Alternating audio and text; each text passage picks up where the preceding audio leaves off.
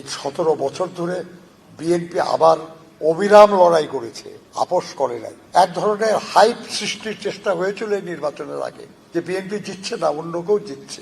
একেবারে নিশ্চিত কিছু কিছু ইউটিউবার, কিছু কিছু বা টক শোর আলোচক, কিছু কিছু পত্রিকায় এইরকম ধরনের একটা এটা সৃষ্টি করেছে। কিন্তু বাংলাদেশের মানুষ ভুল করে না। আপোষহীন দল, আপোষহীন নেত্রী বেগম খালেদা জিয়া এবং তার স্থানে তার অনুপস্থিতিতে জনাব তারেক রহমানের নেতৃত্বে যে বিএনপি, সেই বিএনপিকে জনগণ বিজয়ী করেছে।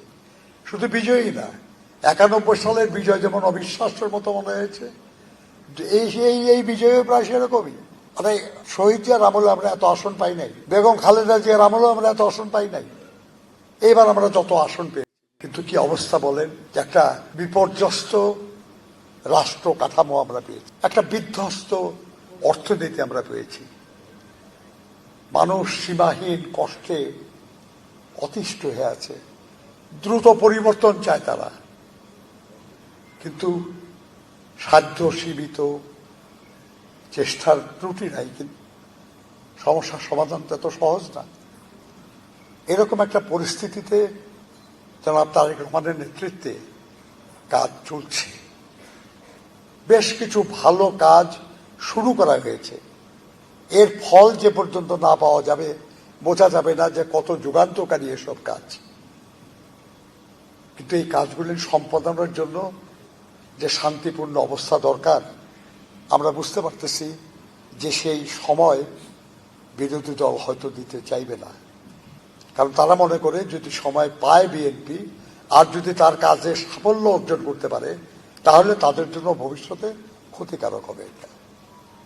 তারা না হয় বিরোধী দল সেটা করতে পারে, আমরা যারা দলে আছি আমাদেরকে অন্তত চেষ্টা করতে হবে যাতে করে আমরা সুশৃঙ্খল অবস্থায় আমাদের নেতা জনাব তারেক রহমানের নেতৃত্বে আমরা সবাই মিলে দলের সরকারের যে কার্যক্রম সেটা সফল করার ব্যাপারে যার যার অবস্থান থেকে দায়িত্ব পালন করতে পারি। আজকে সালাম তালুকদার বেঁচে থাকলে আমি জানি না যে আমি যেভাবে বলছি এভাবে এর চেয়ে অনেক ভালোভাবে, কিন্তু আমি নিশ্চিত যে একই কথা বলতেন। আমরা তারা তাকে ভালোবাসি, আমরা তাকে স্মরণ করছি, এবং